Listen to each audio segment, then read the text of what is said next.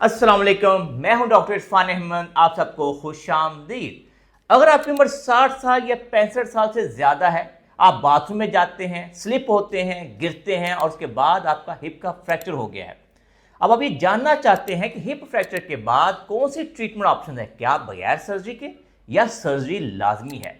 Hip fracture के बाद कौन सी फिजियोथेरेपी रिहेबिलिटेशन होनी चाहिए। हिप फ्रैक्चर के बाद अगर मरीज के दिल में ये डर बैठ जाए कि मैं दोबारा खड़ा होऊंगा तो गिर जाऊंगा, तो उसके लिए हमें क्या करना चाहिए। तो आप इस वीडियो को देखें, क्योंकि इस वीडियो में सबसे पहले तो मैं इस बात को आपको समझाने की कोशिश करूंगा कि अगर आपका कोई फैमिली मेंबर बाथरूम में गिर जाता है तो हमें कैसे पता चलेगा कि इसका हिप का फ्रैक्चर हुआ है या इसको कोई आम चोट है। तो आइए इस वीडियो को स्टार्ट करते हैं। ये दिन देखिए कि जब मरीज बाथरूम में गिरेगा तो सबसे पहले तो खड़ा होने से इनकार कर देगा अगर उसका हिप का फ्रैक्चर होगा।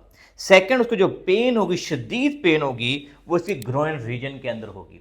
अगर फर्ज करें हम उसको उठा के किसी तरीके से हम बेड तक ले आएंगे तो यूली क्या होगा कि जब वो लेटेगा तो आप ये देखेंगे कि उसकी लेग जो है इस तरह से शॉर्ट हुई होगी, यानी कि एक्सटर्नली रोटेटेड होगी और पेशेंट ये कंप्लेन करेगा कि मेरा यहाँ ग्रोइन के अंदर काफ़ी शदीद दर्द है। सेकंड, ऐसा पेशेंट यूली खड़ा होने से इनकार कर देता है, वो दोबारा से खड़ा नहीं होता।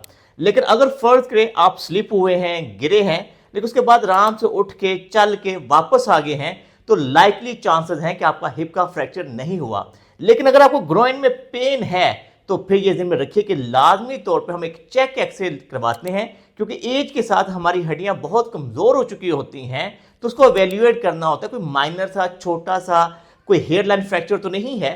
तो ये ध्यान रखिए कि इंपॉर्टेंट चीज़ ये होती है कि जब भी गिरें, आपकी उम्र 60 साल 65 साल से ज़्यादा हो, तो आपको एक एक्सरे जरूर करवा लेना चाहिए ताकि रूल आउट हो सके कि इसमें कोई फ्रैक्चर तो नहीं है। ये ध्यान रखिए कि अब ये डायग्नोज हो गया, हम इमरजेंसी में हॉस्पिटल में ले गए पेशेंट को और वहाँ पे ये पता चल गया है कि मरीज का हिप का फ्रैक्चर है। तो हम अब कैसे फैसला करें कि इसको बगैर सर्जरी के ठीक होना चाहिए या सर्जरी के साथ होना चाहिए। तो सबसे इंपॉर्टेंट चीज़ ये है कि किसी अच्छे आर्थोपेडिक सर्जन से ये ओपिनियन लेना चाहिए। ये ध्यान रखिए कि जब आपकी उम्र 60 साल या 65 साल से ज़्यादा है तो ideally first line of treatment, gold standard treatment is a surgery. वजह ये होती है कि हमने एज अर्ली एज पेशेंट को अगले दिन खड़ा करना होता है, चलाना होता है। इसमें 2-3 ट्रीटमेंट ऑप्शन हैं। कई दफ़ा अगर हिप बहुत ज़्यादा ख़राब है तो सर्जन हो सकता है आपको टोटल हिप रिप्लेसमेंट की बात करे। अगर सिर्फ आपका नेक का फीमर का फ्रैक्चर हुआ है, हो सकता है आपका सर्जन हेमी आर्थोप्लास्टी की बात करे और हो सकता है वो DHS की बात करे। ये देखिए कि ये सवाबदीदी इख्तियार जो है आर्थोपेडिक सर्जन का है, कौन सा सर्जिकल ऑप्शन आपके लिए बेहतर है।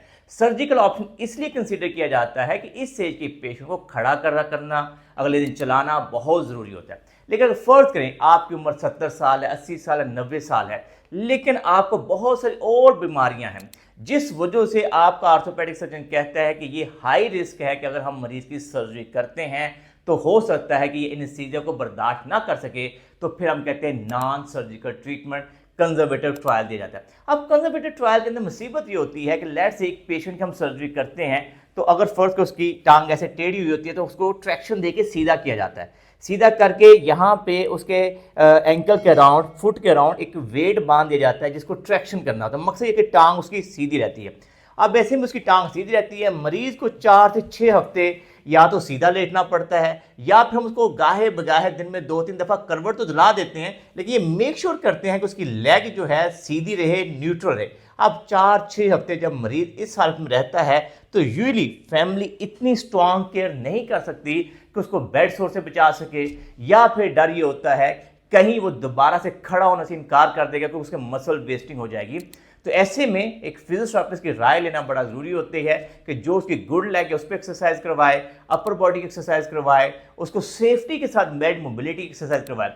तो आइडियली अगर आपकी एज 60-70 साल से ज़्यादा है तो best line of treatment is a surgery. गिरने के बाद आपका हिप का फ्रैक्चर हो जाता है, सर्जरी हो जाती है, उसके बाद सबसे इंपॉर्टेंट रोल जो है वो फिजियोथेरेपिस्ट का है। ये ध्यान रखिए कि यहाँ पे सर्जरी इंपॉर्टेंट थी, उससे कहीं ज़्यादा आपकी फिजियोथेरेपी इंपॉर्टेंट है। फिजियोथेरेपिस्ट क्या करेगा, लेट से आपको पहला दिन ही है हॉस्पिटल के अंदर, आप लेटे हुए हैं, तो आपको ज़हन में रखिए कि सबसे पहले वो आपकी एंकल पाम्स, पाँव की मूवमेंट पे फोकस करेगा। वो आपको इनकरेज करेगा दोनों पाँव आपने बार बार हिलाने हैं। ये आपकी एंकल पंप का मकसद ये होता है कि हमारे जो पिंडली है ये हमारा सेकंड हार्ट होता है, तो हमारा ब्लड फ्लो मेंटेन रहे, कोई क्लॉट ना बढ़े। नंबर 2, जिस टांग की सर्जरी लेट से आप ज्यूम करें राइट साइड की सर्जरी है तो आपसे कहेगा नी को नीचे प्रेस करें ताकि फ्रंट थाई मसल जो है वो एक्टिवेट रहें। तो नॉर्मली 3 से 6 हफ्तों के लिए अगर आपकी हिप की सर्जरी हुई होती है तो ये 2 एक्सरसाइज लेट के काफ़ी होती हैं, लेकिन साइड बाय साइड वो इंकरेज करेगा कि दूसरी साइड जो सही लेग है उसके ऊपर स्ट्रेट लेग रेजेस करें, आप टांग को बेंड करें, सीधा करें, ठीक है। मकसद ये है कि आपके क्वाड्स की स्ट्रेंथ, लेग की स्ट्रेंथ मेंटेन रहे।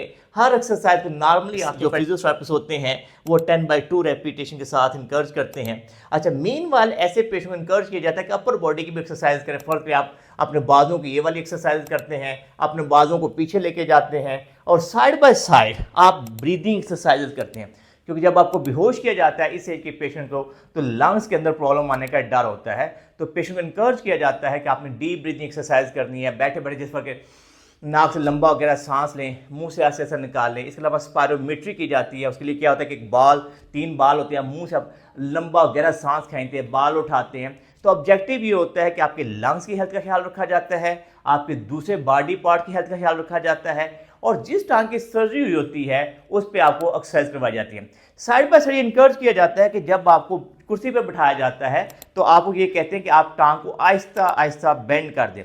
डर ये होता है कि ऐसे में जो पेशेंट है अगर वो नी को बेंड नहीं करेगा तो उसकी नी के अंदर स्टिफनेस होने का डर होता है। तो ये ध्यान रखिए कि सर्जिकल ऑप्शन के बाद, हिप सर्जरी के बाद फिजियोथेरेपी बहुत ही इंपॉर्टेंट होती है, लेकिन सबसे जो क्रूशियल पॉइंट होता है कि मरीज को खड़ा करना होता है। वेरी नेक्स्ट डे अगर फर्ज करें आपकी टोटल हिप रिप्लेसमेंट हुई है तो फुल वेट बेरिंग करवा दी जाती है, हेमी आर्थोप्लास्टी हुई तो फुल वेट बेरिंग करवा दी जाती है।